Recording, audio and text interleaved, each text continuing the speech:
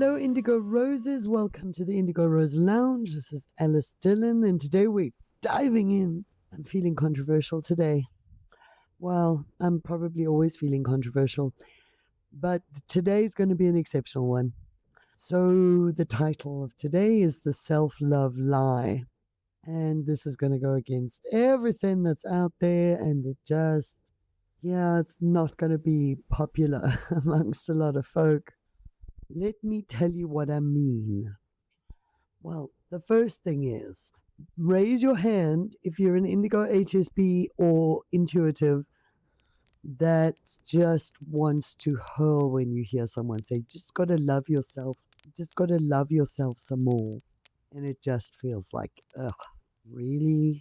Like that's just not a loop I can complete. So I thought of the best way to try and really lay this out. And I'm not going to have enough time in the 20 minutes, so I'm probably going to write an ebook about this. But the self-love lie, the idea that we must love ourselves. So go to the mirror and say, I love you, and I love you, and I love you. And oh, really? Oh, wow. The human experience, I mean, this human being loving this human being, doesn't it feel like plugging your heater into itself and expecting it to work? Like plugging an electrical appliance into its own self, into its own power inlet, and expecting it to work. How does that work? Love is the power that holds the cosmos in its place. It is the power that holds atoms together. Love flows, it moves in between all things. How does this idea of a self-loving loop really get anyone excited about anything? Self-acceptance now that's yummy. If I can accept, then I'm not broken, that I am a sixth sense person born into a five sensed world, and this five sensed world was neither ready for me, nor prepared for me, nor aware of me. If I can accept that I am a sixth sensed human being, or spiritually perceptive human being, and that my five sensed others, even the ones I love a lot, will never see me, they will never understand me, and they will never know what it is to be me. And if I can spend time with my tribe, if I can find my tribe and find other sixth sense or spiritually perceptive people, and no, we're not all at drumming circles doing mushrooms and smoking ganja. We're not all there. There are a lot of us with our feet firmly planted on the ground that have lives that are real people. So you're not confined to the lunatic fringe. And I'm not saying there's anything wrong with drumming circles or mushrooms or ganja. Well, depending on the propensity for addiction and addictive behavior, not chemical. Anyway, never mind, I got diverted. What I'm saying is the self-acceptance is a huge step. You can just accept that you are not broken, that you are made differently, that you receive 6 instead of 5 streams of information, and that you interpret those streams of information according to your capacity and readiness to interpret them, and that you're dealing with another whole set of inputs that 5 sense people don't deal with. Why? Because they mutated an intron between their DNA strands that made them not be able to interpret energetic information.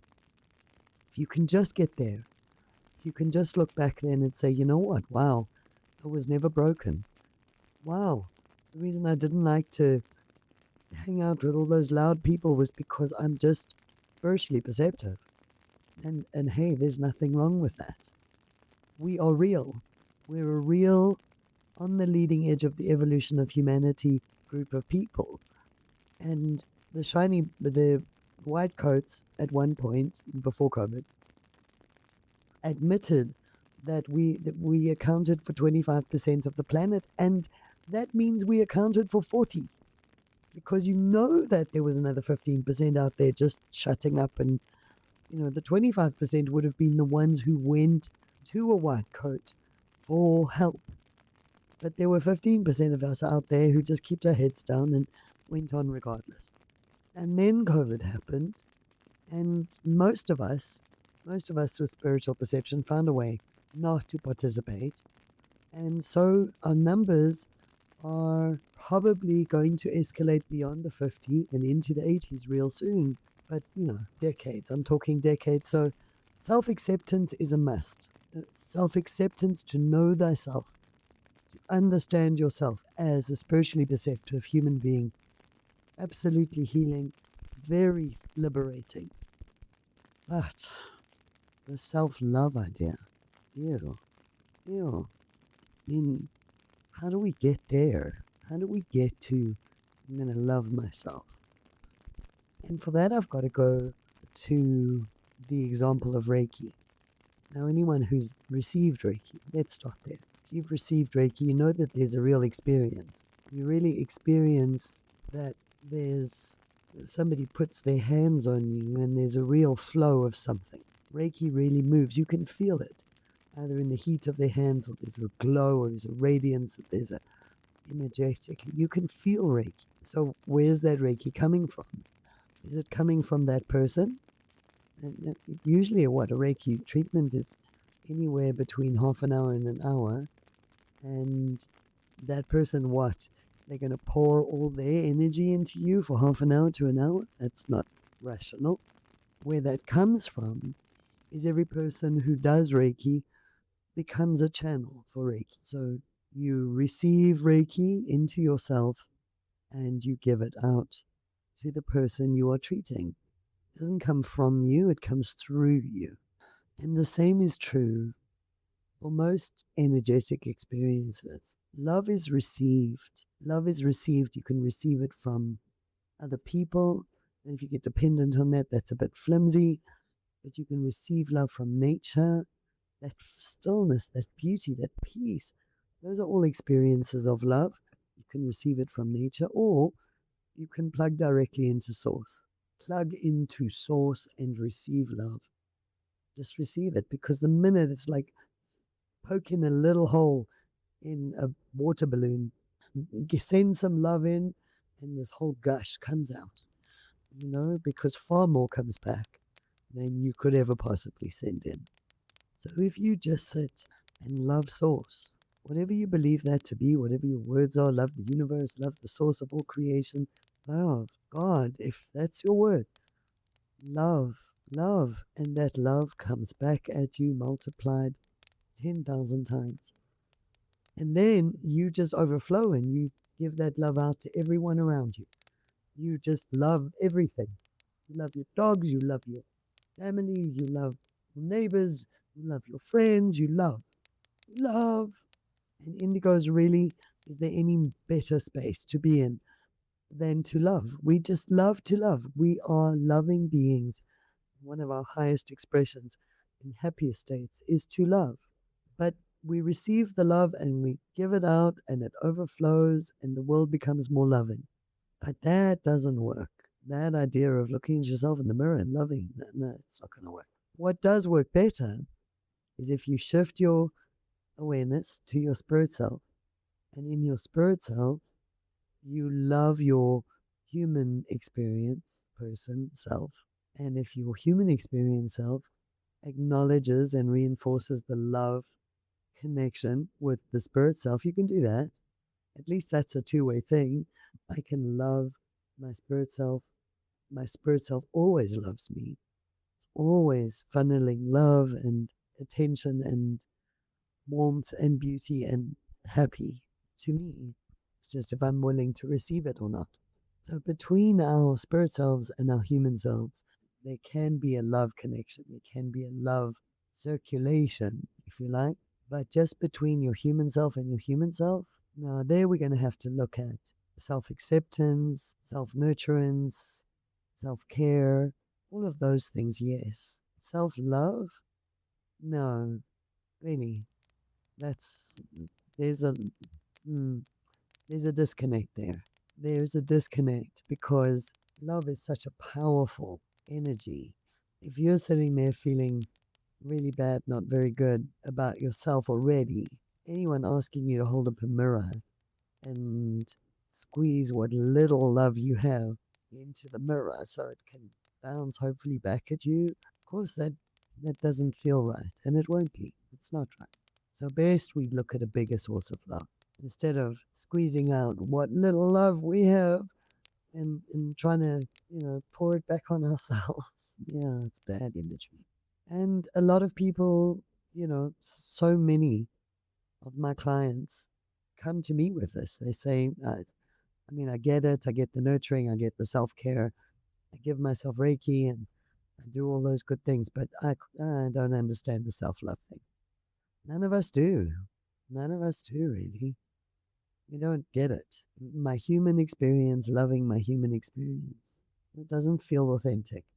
It's not to say I don't appreciate my human experience, that from my spiritual awareness, I can't love the experience of being human, or my self acceptance can't say, I've done the best I can, and that's all anyone, even me, can ask of myself. Self acceptance is larger and more embracing. Self love is, I don't know, feels a bit like bubblegum sales to me because really it's inauthentic. And what are we going to do? This whole idea of give yourself gifts and give yourself presents and acknowledge yourself and give yourself the love you would want from someone else. There is grains of truth in some of that. Like, treat yourself well. Reach for happy, happy, joy, joy. Sure. Reach for that frequency. Reach for the frequency of love. And then receive that love and give it out to everyone around you. Absolutely. But create a closed loop of love between you, your human self and your human self. Oh no, that doesn't work. And I've never seen it end well when anyone's tried it. Love is everywhere and everything. It is omnipotent and omnipresent, and it's in everything. We can receive love from everywhere. But if you want to go for the highest density, then just plug into source.